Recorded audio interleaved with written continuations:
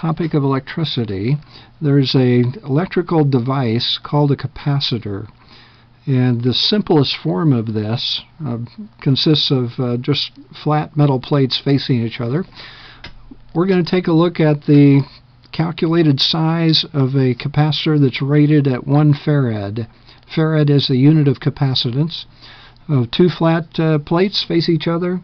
They just have air in between the two plates, and the two plates are everywhere 1 millimeter apart from each other. So think of putting your hands facing each other with the palms facing each other.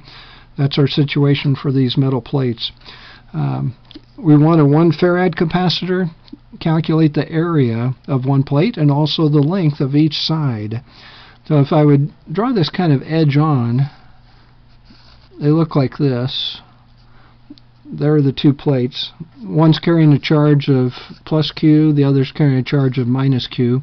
We don't know the value of Q in this problem.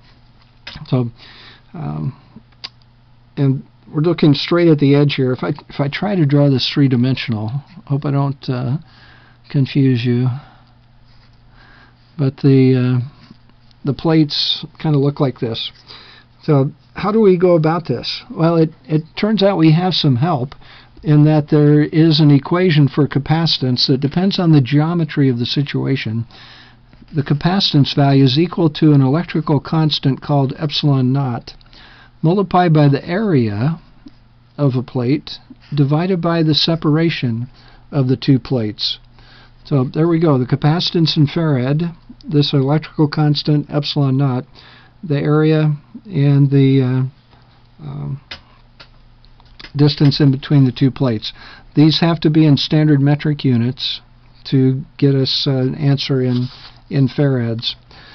So let's go ahead and do this. 1 farad, the electrical constant is 8.85 times 10 to the minus 12th in terms of standard metric units. How do I put in the 1 millimeter? Now it's 1 times 10 to the minus 3 meters.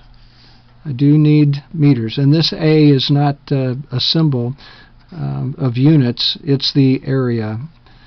So I need to multiply both sides by 1 times 10 to the minus 3. I need to divide both sides by 8.85 times 10 to the minus 12.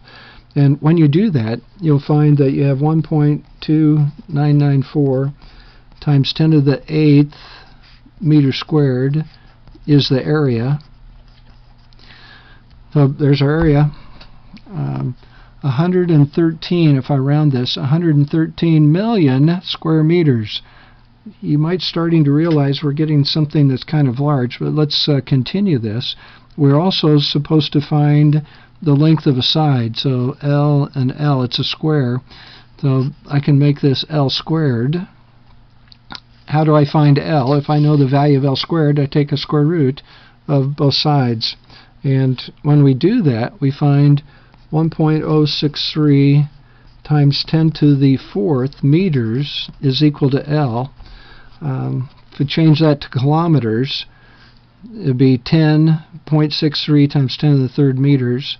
So it's 10.6 kilometers is L. And then for people in the United States, maybe a little bit more used to miles, changing kilometers into miles, you can do a conversion for that. We get 6.6 miles.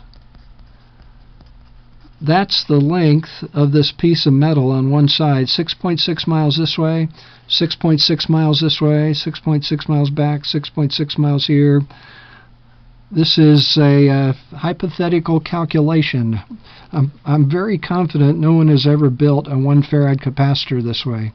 However, it's very possible that your instructor has a 1 farad capacitor in a cabinet someplace.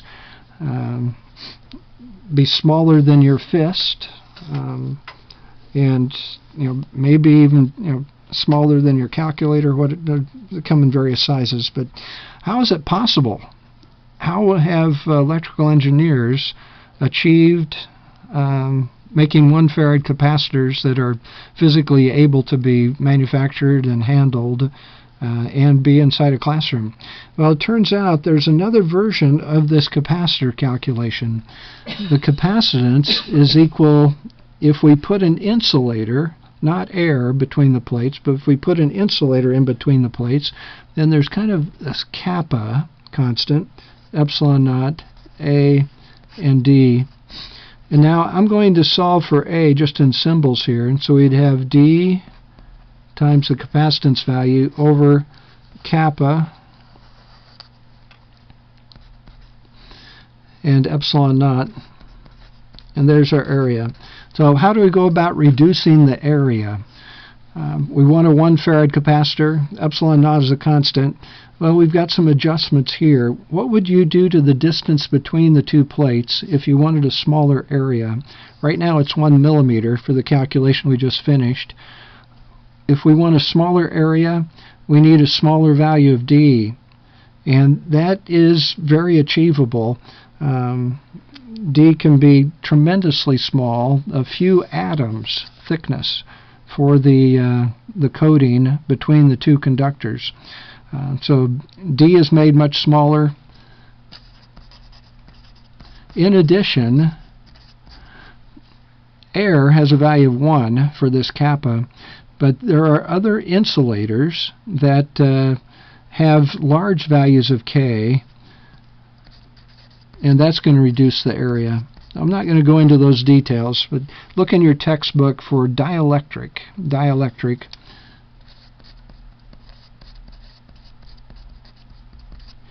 And there may be a table of dielectric constants, and you'll be able to pick out some rather large values of K. So making the D value smaller, making the K value large gives us a smaller value of A.